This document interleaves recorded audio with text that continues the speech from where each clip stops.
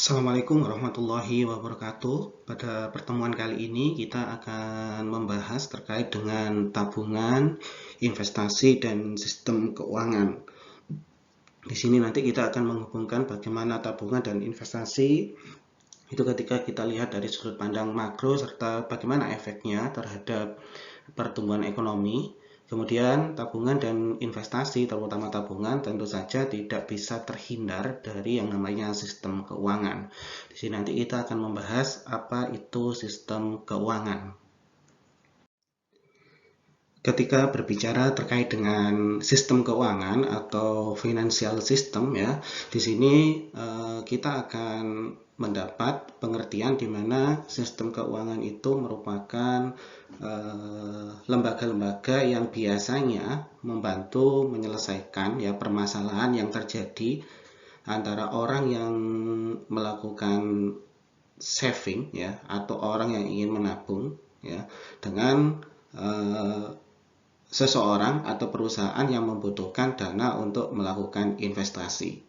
Sehingga kita akan bilang sistem keuangan ini atau financial system itu akan menghubungkan ya orang yang kelebihan dana dengan artian nanti mereka akan menabung, kemudian dihubungkan dengan orang yang membutuhkan dana untuk investasi. Katakanlah ketika kita bicara perusahaan, maka mereka butuh dana untuk memperluas skala produksinya dengan cara membeli pabrik baru atau mesin baru. Secara otomatis mereka jelas membutuhkan investasi. Nah, kemana antara orang yang kelebihan dana dengan orang yang kekurangan dana ini bisa terhubung, maka kita akan bilang untuk menghubungkan dua orang yang memiliki dua kepentingan berbeda ini, maka bisa dihubungkan dengan yang namanya sistem keuangan atau financial system.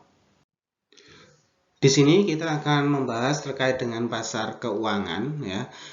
Pasar keuangan yang ingin kita bahas lebih dalam itu nanti akan dibagi menjadi dua, yaitu pasar obligasi dan pasar saham. Nah, sebelum kita lakukan pembahasan lebih dalam terkait dengan pasar obligasi dan pasar saham, di sini kita akan melihat pengertian umum dari pasar keuangan ya. Di situ dikatakan pasar keuangan itu adalah lembaga ya, suatu lembaga yang dia menghubungkan langsung ya. Dia menghubungkan langsung antara orang yang memiliki kelebihan dana dengan orang yang kekurangan dana. Jadi orang yang kelebihan dana dan orang yang kekurangan dana itu akan dipertemukan secara langsung. Tidak ada lembaga perantara yang menemani si orang yang kelebihan dana dan orang yang kekurangan dana. Ya, artinya mereka memang sengaja dipertemukan secara langsung. Ya, katakanlah ketika kita bicara orang yang kelebihan dana, maka kita akan bilang orang yang ingin menabung atau orang yang punya modal yang cukup besar, tetapi dia bingung modal yang cukup besar ini nanti mau saya apakan. Padahal saya dengan modal yang cukup besar ini saya ingin mendapatkan keuntungan dari modal yang saya punya. Ya, kemudian orang yang kekurangan modal atau ingin orang lain melakukan investasi, katakanlah perusahaan itu pasti mau tidak mau jangka pendek atau jangka panjangnya mesti ingin memperlebar sayap bisnisnya, maka dia butuh modal. Nah, untuk butuh modal itu kan mereka harus cari donatur atau investor siapa yang mau invest ke perusahaan tersebut. Akhirnya bisa ditemukan di pasar keuangan.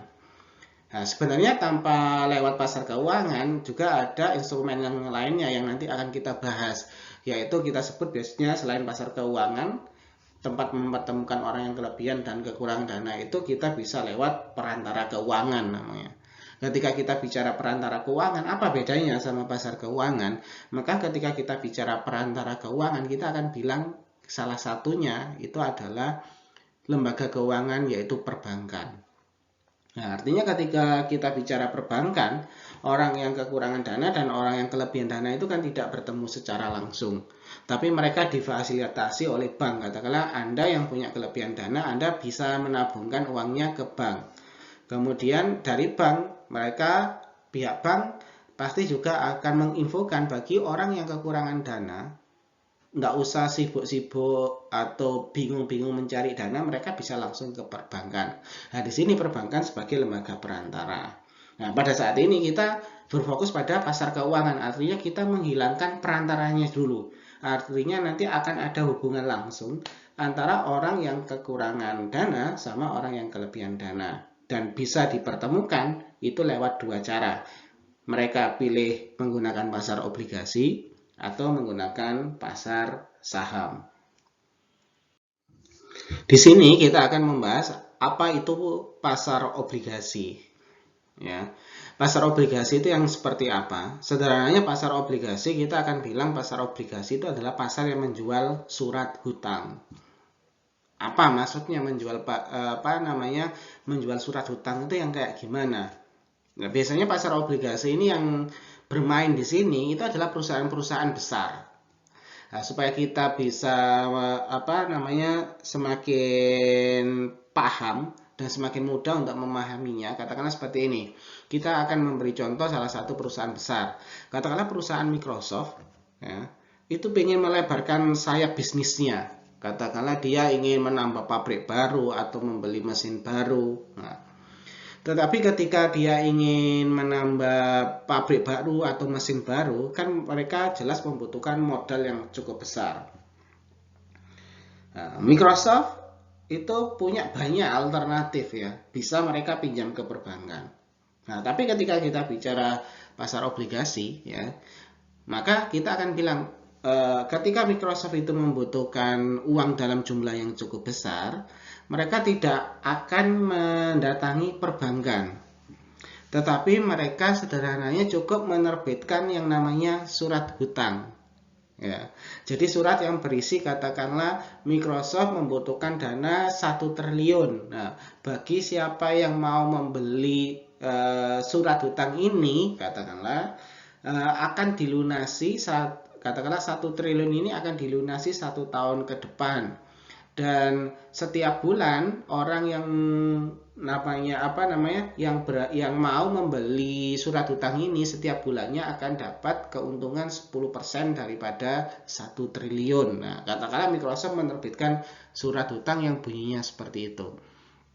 Nah, ketika ada seseorang yang mulai mau membeli surat hutang tersebut, ya, maka dengan sendirinya Microsoft akan mendapatkan dana senilai 1 triliun tersebut tanpa harus melalui lembaga perantara.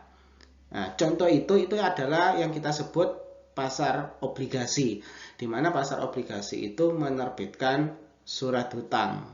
Ya, sederhananya kita hutang, kemudian kita bikin semacam surat seperti itu sebagai jaminan, ya, sekaligus sebagai invoice ya, sebagai berita di mana di situ ditulis berapa nominal hutangnya, kemudian tiap bulannya itu si pembeli obligasi dapat berapa beserta jangka waktu pinjamannya. Itu adalah sertifikat hutang yang ada di pasar obligasi ya. Obligasi itu sendiri biasanya identik dengan 3 hal ya. Ketika kita bicara apa sih isinya obligasi itu, surat obligasi atau surat hutang itu isinya apa? Setiap di situ akan tertulis berapa nominalnya, kemudian berapa bunga yang didapat, dan yang ketiga adalah jangka waktunya. Nah, itu sekilas terkait ketika kita berbicara pasar obligasi. Kemudian obligasi itu memang terdiri dari beberapa jenis ya. Yang bisa mengkategorikan obligasi ya, kategori obligasi itu bisa dibedakan menjadi 3 hal. Obligasi dilihat dari jangka waktunya, kemudian obligasi dilihat dari resiko kreditnya, dan yang ketiga, obligasi itu dilihat dari perlakuan pajaknya. Di sini kita akan bahas satu persatu. Maksudnya obligasi dilihat dari jangka waktu itu yang seperti apa, resiko kredit itu yang kayak gimana, kemudian sampai ke perlakuan pajak. Ketika kita ingin ngomongin obligasi, ketika dilihat dari jangka waktunya, ya, kita akan bilang obligasi itu macam-macam. Ada yang jangka pendek, ada yang jangka panjang. Ketika kita ngomong surat hutang jangka pendek itu biasanya jangka waktunya kurang dari 1 tahun biasanya. Tapi ketika kita bicara jangka panjang itu biasanya waktunya lebih dari 1 tahun atau bahkan 20 atau 30 tahun seperti itu. Nah, di sini tetapi ada juga jenis obligasi yang dia tidak punya jangka waktu. Nah, kalau tidak punya jangka waktu itu yang kayak gimana? Nah, jangka waktu itu kan fungsinya adalah sebagai informasi baik dari perusahaan yang pinjam uang ataupun orang yang membeli obligasinya bahwa katakanlah obligasinya jangka waktunya 1 tahun. Berarti 1 tahun mendatang perusahaan itu harus wajib mengembalikan hutang yang dia pinjam. Nah, begitu juga sebagai informasi bagi si pembeli obligasi. Berarti dia akan mendapatkan informasi, oh berarti kalau saya membeli obligasi sebesar 100 juta selama 1 tahun, berarti 100 juta ini akan uang 100 juta saya ini nanti akan kembali 1 tahun di masa yang akan datang. Itu manfaat jangka waktu. Tetapi di Inggris itu ada obligasi yang kita sebut sebagai perpetuitas, ya, di mana obligasi ini tidak ada jangka waktunya, ya. Jadi obligasinya tidak ada jangka waktu. Terus kalau obligasi tidak ada jangka waktu seperti apa? Nah, salah satu keunikan dari perpetuitas, ya, di situ pembayaran bunganya selamanya akhirnya. Katakanlah Anda membeli obligasi di Inggris, katakanlah yang jenisnya perpetuitas itu, kemudian Anda membeli katakanlah sebanyak 100 pound sterling, suku bunganya 10% dari 100 pound sterling, ya. Maka setiap bulan rutin Anda akan mendapatkan bunga sebanyak 10% dari nilai obligasi yang Anda beli. Nah, dan itu akan Anda dapatkan selamanya. Nah, itu adalah salah satu keunikan dari perpetuitas, ya. Akan tetapi Anda tidak akan mendapatkan pengembalian pokok utang obligasinya. Nah, itu. Kemudian sekarang kita akan berusaha menghubungkan, ya, jangka waktu dengan suku bunga, kemudian kita hubungkan dengan obligasi.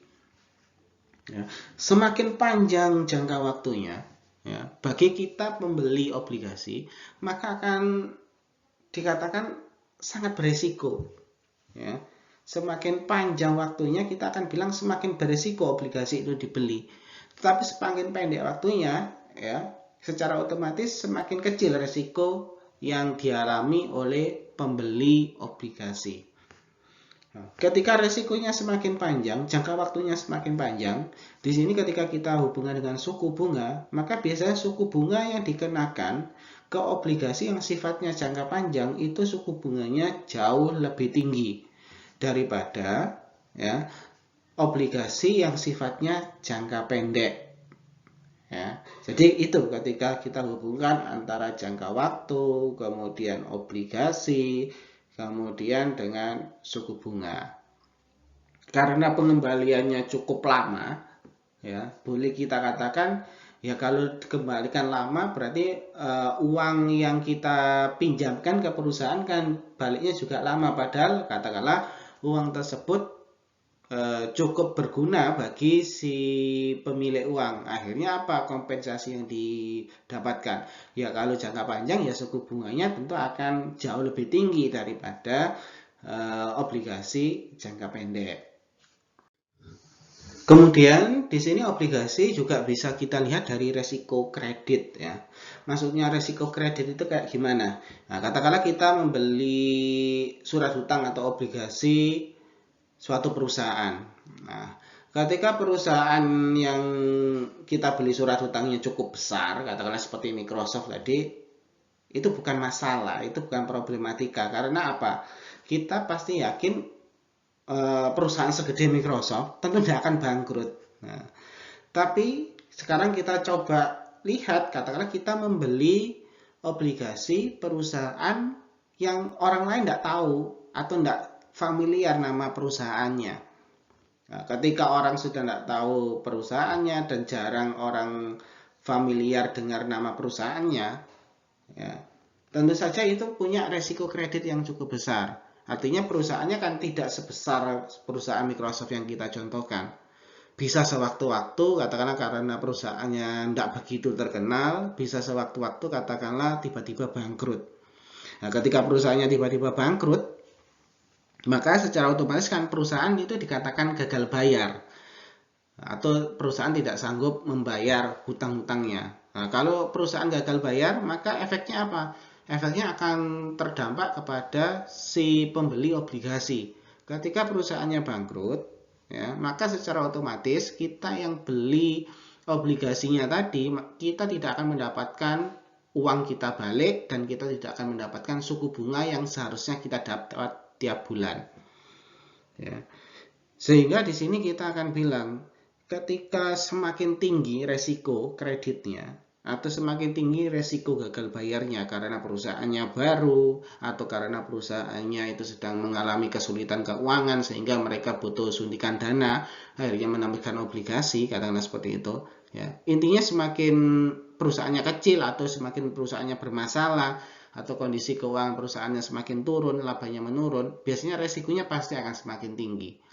Ketika resikonya semakin tinggi, bagi kita seorang yang ingin membeli obligasi jelas tidak akan tertarik. Nah, supaya membuat orang tertarik, maka di sini mereka akan bermain seperti ini. Resiko kredit yang tinggi itu akan diimbangi dengan suku bunga yang tinggi juga. Nah, ketika suku bunganya itu tinggi, walaupun resikonya besar, ya, seorang pembeli obligasi itu pasti akan mikir, oke lah, saya akan beli. Walaupun resikonya tinggi, tapi kan keuntungan yang didapat itu juga kemungkinan besar juga. Nah, tapi sebaliknya, ketika katakanlah perusahaan-perusahaan besar yang mereka sudah settle, kemudian sudah kuat ekonominya, kemudian mereka butuh modal, akhirnya menerbitkan obligasi, biasanya suku bunga yang dikenakan di obligasinya itu jauh lebih rendah daripada katakanlah perusahaan-perusahaan baru atau perusahaan-perusahaan rintisan yang masih ingin berkembang. Kenapa? Ya karena perusahaan besar itu sudah dimungkinkan resiko untuk bangkrut atau pilot itu kecil. Ya, sehingga hampir tidak ada resiko gagal bayar. Ketika tidak ada resiko gagal bayar, maka suku bunga yang diterapkan atau yang nanti akan bakal diberikan atau bond yang akan diberikan kepada pemilik obligasi itu biasanya jauh lebih kecil. Itu ketika kita berbicara resiko kredit.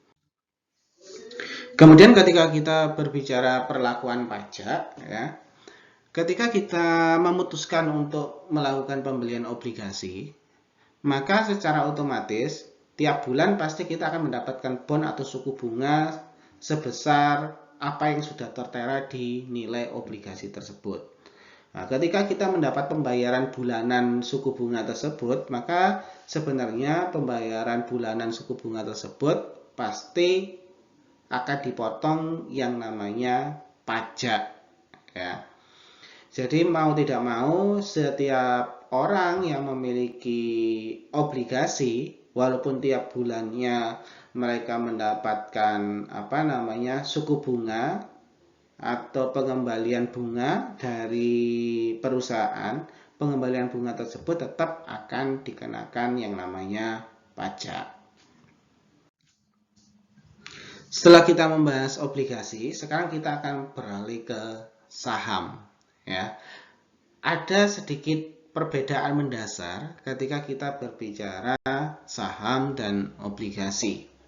Ya, ketika kita berbicara terkait dengan obligasi, itu kan berarti katakanlah Anda pemilik perusahaan, Anda butuh modal, maka Anda tinggal menerbitkan surat hutang yang intinya Anda butuh dana dan siapa yang mau kasih pinjam. Karena ketika Anda butuh dana katakan 100 juta, nanti saya kasih suku bunganya 10% plus, ya, jangka waktunya 1 tahun. Nah, itu ketika kita bicara obligasi. Ya, intinya kita minta beberapa dana kepada setiap orang yang bersedia membeli surat hutang.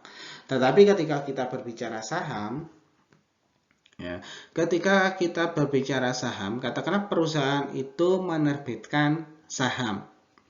Ya, maka saham ini merupakan kepemilikan dari sebuah perusahaan.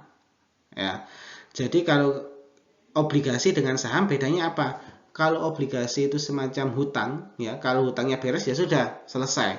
Tetapi kalau kita berbicara saham, ya, Anda membeli saham perusahaan katakanlah, maka secara otomatis Anda juga membeli kepemilikan. Anda nantinya punya kepemilikan atas perusahaan tersebut. Ya, semakin besar proporsi saham yang Anda beli di perusahaan tertentu, ya, maka semakin besar juga hak Anda bicara, hak Anda mendapatkan keuntungan, itu juga akan semakin besar. Itu bedanya saham dan obligasi. Ya, kalau saham membeli hak kepemilikan, artinya ketika membeli saham berarti juga punya kepemilikan seberapa persen, berapa persen saham yang dibeli. Katakanlah Anda membeli sahamnya 10%, berarti kepemilikan Anda terhadap suatu perusahaan itu besarnya 10%. Tapi kalau obligasi tidak sampai ke hak kepemilikan karena sifatnya hanya meminjam tadi. Ya. Pemilik saham merupakan pemilik sebagian perusahaan, sedangkan pemilik obligasi hanya mendapatkan bunga tadi, ya. Jadi di sini perbedaannya, ya. Kemudian apabila perusahaan mengalami kesulitan keuangan, ya, katakanlah tiba-tiba ada teman Anda membeli obligasi, kemudian Anda membeli saham di perusahaan yang sama, katakanlah kasusnya seperti itu. Tiba-tiba perusahaan yang bersangkutan itu punya kesulitan keuangan. Kemudian ketika kesulitan keuangan, mau tidak mau kan mereka juga harus mengembalikan kewajiban yang sudah mereka lakukan sebelumnya, seperti surat hutang itu kan kewajiban. Tapi di sisi lain, ya, kata teman Anda tadi beli obligasi dan Anda beli saham. Kira-kira mana uang yang dikembalikan lebih dulu oleh perusahaan? Nah, uang yang dikembalikan lebih dulu itu biasanya adalah obligasi, ya. Jadi uang yang nantinya dikembalikan atau memperoleh pengembalian lebih dulu itu adalah obligasi, karena obligasi adalah sifatnya hutang. Nah, kalau ketika hutangnya sudah beres, ya, ketika hutangnya sudah beres, perusahaan tersebut hutang piutangnya sudah beres, maka nanti sisanya itu akan dibagi ke masing-masing pemegang saham perusahaan. Ya, jadi ketika kita berbicara pengembalian, ya, pengembalian katakanlah keuntungan yang dimiliki oleh perusahaan, pemegang saham itu mendapatkan bagian akhir setelah pemegang obligasi mendapatkan haknya terlebih dahulu. Ya. Saham itu menawarkan resiko yang tinggi. Ya, saham itu ketika Anda tanya kira-kira obligasi sama saham besar mana resikonya, maka orang akan berbicara saham itu jauh lebih beresiko. Tapi perlu kita ingat, semakin besar resiko yang ada, ya, maka potensi laba yang didapat juga akan semakin tinggi juga. Nah, itu ketika kita berbicara pasar saham dan sedikit perbedaan antara pasar saham dengan obligasi. Kemudian di sini kita akan membahas apa itu perantara keuangan, ya. Seperti yang sudah kita sebut di awal, kalau kita bicara perantara keuangan berarti penghubung, ya. Jadi kita sebut perantara keuangan itu adalah penghubung antara orang yang kelebihan dana dengan orang yang kekurangan dana. Sehingga di situ dikatakan perantara keuangan itu merupakan lembaga keuangan di mana penabung secara tidak langsung itu bisa memberikan pinjaman kepada orang yang kekurangan dana. Dan orang yang kekurangan dana itu secara tidak langsung juga bisa dihubungkan dengan orang yang kelebihan dana. Lewat apa? Salah satunya kita akan bilang lewat bank ataupun reksadana. Oke, kita akan bahas dua hal tersebut satu persatu. Kita akan mulai dari bank dulu.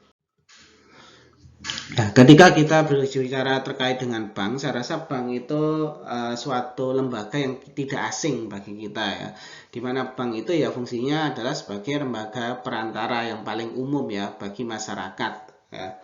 Nah, bagi perusahaan, mungkin perusahaan-perusahaan besar kalau pinjam uang katakanlah sederhananya, kalau butuh uang mereka bisa menerbitkan obligasi atau saham. Tapi bagaimana kasusnya bagi pengusaha-pengusaha kecil atau pengusaha-pengusaha rintisan, katakanlah orang yang punya usaha yang warungnya kecil, kemudian orang-orang yang ada di pasar tradisional yang modalnya cukup kecil, kemudian mereka kekurangan dana, katakanlah, gimana caranya mendapatkan fasilitas keuangan? Tidak mungkin mereka menerbitkan obligasi, karena tidak akan laku jelas, karena perusahaannya perusahaan kecil. Nah, maka biasanya masyarakat ataupun perusahaan itu biasa lari ke lembaga perbankan. Ya. Kemudian bank kan sebagai lembaga perantara, apa yang ditawarkan bagi pengguna jasa bank? Nah, di sini bank juga akan memberikan keuntungan, katakanlah bagi yang kelebihan dana ketika menggunakan fasilitas bank, dia akan mendapatkan keuntungan. Kemudian apa keuntungan yang didapat? Nah, bagi si pemilik kekayaan ya atau bagi si penabung, mereka akan mendapatkan suku bunga ya. Jadi ketika kita katakanlah Anda punya sejumlah uang yang tidak dihabiskan untuk konsumsi, kemudian Anda memutuskan untuk nabung, ya sudah, katakanlah Anda menabung ke bank. Dengan Anda menabung ke bank, bank juga akan memberikan keuntungan bagi Anda. Katakanlah dia akan mendapatkan, ketika Anda kita nabung, kita akan dapatkan suku bunga tiap bulannya. Itu yang diberikan, salah satu fasilitas atau privilege yang diberikan kepada si penabung. Kemudian yang fasilitas yang diberikan bagi yang membutuhkan pinjaman, bank itu memberikan fasilitas atau sarana kredit ya. Bagi orang-orang yang kesulitan mencari dana untuk aktivitas konsumsi ataupun investasi ataupun produksi, mereka bisa datang ke perbankan tanpa susah-susah mencari orang yang mau membiayai katakanlah kebutuhan investasi atau produksinya. Mereka tinggal langsung datang ke perbankan. Ya. Kemudian ketika mereka menggunakan jasa perbankan, secara otomatis mereka pinjam uang, mereka harus membayar pokok plus bunga yang sudah disepakati antara pihak perbankan dan orang yang meminjam. Ya. Jadi di sini bank itu untuk biaya administrasi atau keuntungannya, salah satunya bank itu mendapatkan dari selisih ya bunga pinjaman dan bunga tabungan ya. Umumnya bunga tabungan itu jumlahnya jauh lebih kecil daripada bunga pinjaman. Nah, selisihnya itu yang dia katakan salah satunya adalah keuntungan perbankan sebagai penyelenggara perantara keuangan ya. Selain sebagai perantara keuangan, bank itu juga menciptakan aset khusus untuk model-model transaksi. Ya, katakanlah dengan kita menggunakan bank X atau bank Y, kita jadi punya kartu kredit, kita jadi punya kartu debit, ataupun kita jadi punya cek. Nah, dengan menggunakan kartu kredit, kartu debit, ataupun cek, maka kan kita punya fasilitas pembayaran lain selain menggunakan uang cash. Nah, itu yang ditawarkan, salah satunya juga yang ditawarkan oleh bank. Kemudian selain bank, ketika kita bicara perantara keuangan, kita akan punya yang namanya reksadana. Nah, apa itu reksadana? Nah, reksadana ini seperti ini, ya. Ketika kita berbicara saham tadi, secara otomatis ketika Anda ingin melakukan transaksi jual beli saham atau Anda ingin membeli saham, tentu uang yang Anda keluarkan nilai nominalnya itu tidak sedikit. Ya, pasti banyak. Nah, sedangkan ketika kita lihat kapasitas masyarakat, kondisi keuangan masyarakat, tidak semua masyarakat itu memiliki uang yang berlebih dan pengetahuan yang pasti atau yang benar terkait dengan saham. Nah, gimana solusinya bagi orang yang dia tidak punya finansial yang cukup kuat, kemudian tidak begitu mengerti terkait saham, tapi ingin main? Maka solusinya adalah reksadana. Ya, apa itu reksadana? Di situ katakan reksadana merupakan lembaga yang menjual saham kepada publik dan menggunakan hasil penjualannya untuk membeli sekumpulan portofolio dari jenis saham ataupun obligasi. Ya, Sesuai dengan apa yang saya katakan tadi, ya, di sini jadi reksadana itu punya dua keunggulan. Yang pertama, ya, memungkinkan orang-orang untuk mendiversifikasi resiko terhadap pembelian saham atau obligasi. Nah, dengan adanya reksadana, katakanlah Anda punya uang 10 juta. Nah, kalau di awal itu ya sudah dibelikan saham semuanya atau dibelikan obligasi semuanya. Ketika dibelikan saham semuanya atau obligasi semuanya di satu perusahaan saja, tiba-tiba perusahaannya bangkrut, maka hilang uang Anda. Nah, tetapi ketika Anda mencoba mendiversifikasikan uang Anda, katakanlah 10 juta itu tidak ditanam di satu saham atau satu obligasi, tapi ditanam ke beberapa perusahaan. Nah, sehingga ketika perusahaan A bangkrut, Anda masih punya kemungkinan di perusahaan B. Perusahaan B bangkrut, Anda masih kemungkinan di perusahaan C yang untung. Itu yang namanya mendiversifikasi resiko. Nah, 10 juta ketika didiversifikasi, ya, nilai saham dan nilai obligasi kan nilainya mahal. Tidak mungkin nilai saham atau nilai obligasi, katakan obligasi nilainya cuma 2 juta, 2 juta. Tidak mungkin. Nah, supaya bisa tetap punya kekuatan untuk membeli obligasi ataupun saham, maka beberapa orang itu bisa main lewat reksadana, karena reksadana ini memfasilitasi orang-orang yang ingin mendiversifikasi keuangannya dan ingin membeli saham atau obligasi di mana dana yang mereka miliki itu terbatas. Itu keunggulan pertama. Keunggulan kedua, ya, banyak orang ingin bermain saham atau membeli obligasi, tapi mereka tidak punya pengetahuan sama sekali. Nah, resikonya apa? Anda beli saham tapi tidak punya pengetahuan, maka resiko untuk mendapatkan rugi itu akan semakin besar, keuntungan semakin kecil. Nah, supaya kita tidak pusing gimana caranya bermain saham atau bermain obligasi, maka di sini ada fasilitas yang namanya reksadana. Jadi Anda tinggal menyetorkan sejumlah uang, kemudian nanti ada yang mengatur yang kita sebut dengan manajer profesional. Jadi yang menjalankan atau memutar uang yang sudah ada itu bukan kita, tetapi kita menunjuk salah satunya yang kita sebut dengan manajer profesional tadi. Dengan menunjuk manajer profesional, maka secara otomatis keuntungan yang nantinya didapat itu mau tidak mau juga akan dibagikan dengan manajer profesional tadi. Itu ketika kita bicara reksadana. Kemudian di sini kita akan mencoba menghubungkan antara tabungan, investasi, dan perhitungan pendapatan nasional. Nah, kita akan mencoba mengkaitkan bagaimana hubungan antara tabungan terhadap pendapatan nasional ataupun sebaliknya investasi terhadap pendapatan nasional. Di sini kita memiliki beberapa model, di mana model-model yang tersaji pada slide ini itu merupakan beberapa identitas penting yang wajib kita ketahui ketika kita belajar makroekonomi. Ya, model yang pertama itu menunjukkan bahwa suatu negara itu berarti menganut perekonomian terbuka.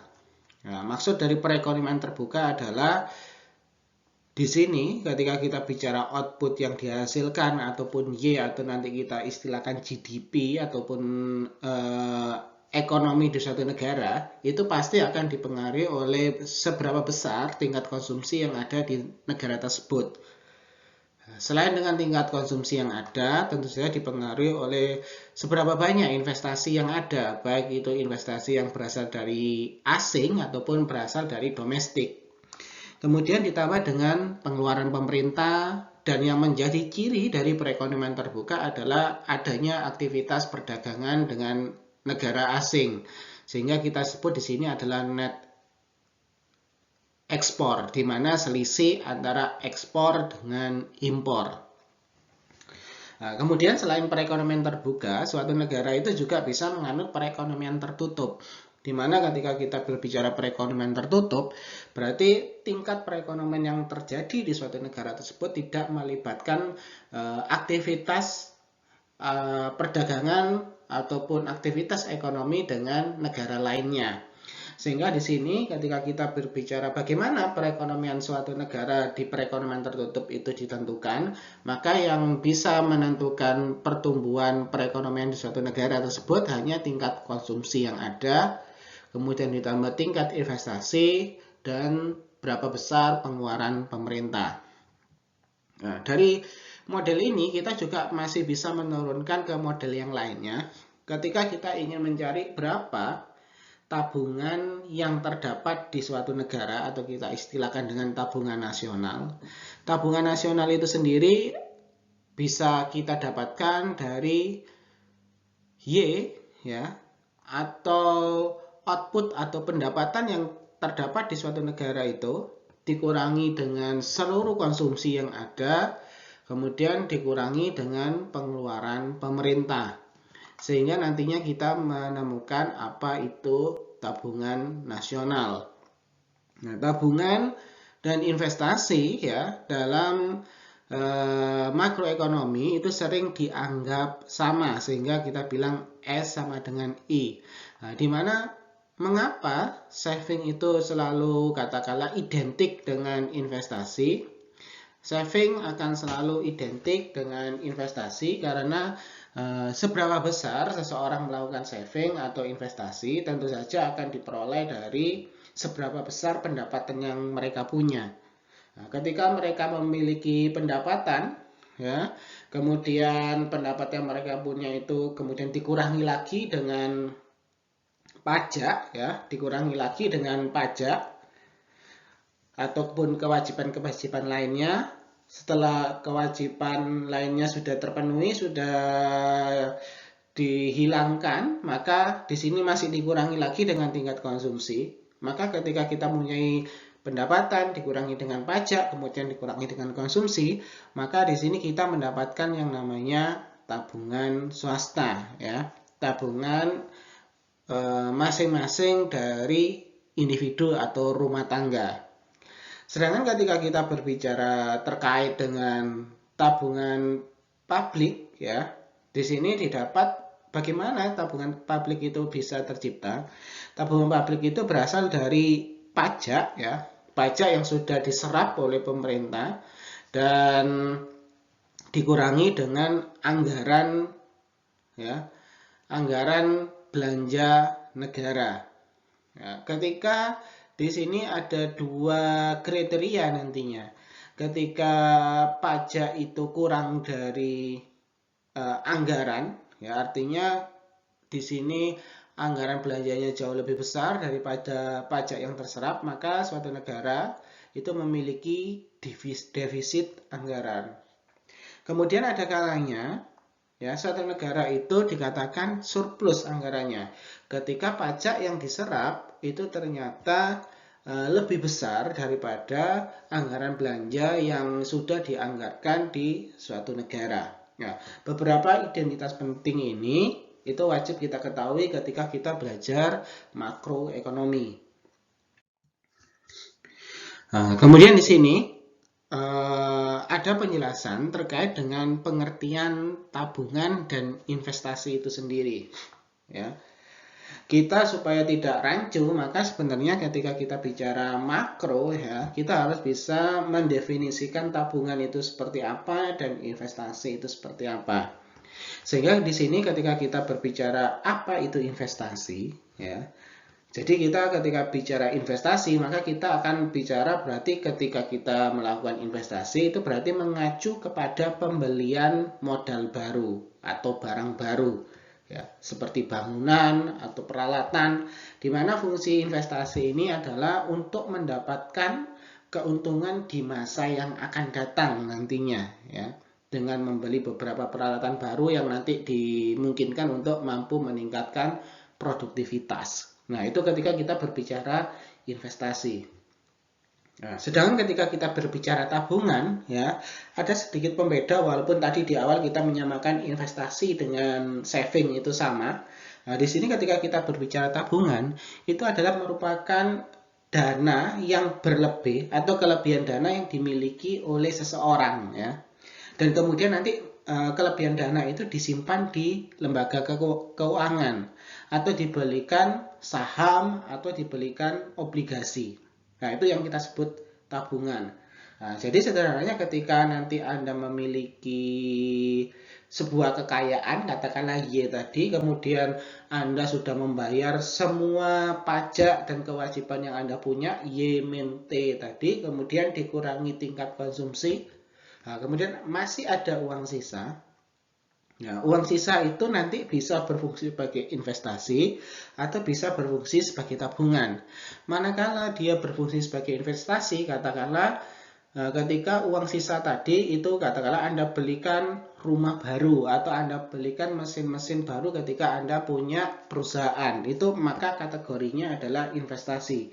Akan tetapi ketika uang sisa itu nanti Anda tabung di perbankan atau Anda gunakan untuk membeli saham ataupun membeli surat hutang atau obligasi, maka itu adalah kategori tabungan. Nah, dari sini kita bisa membedakan secara jelas mana itu tabungan dan mana itu investasi. Demikian materi kita kali ini. Terima kasih. Wassalamualaikum warahmatullahi wabarakatuh.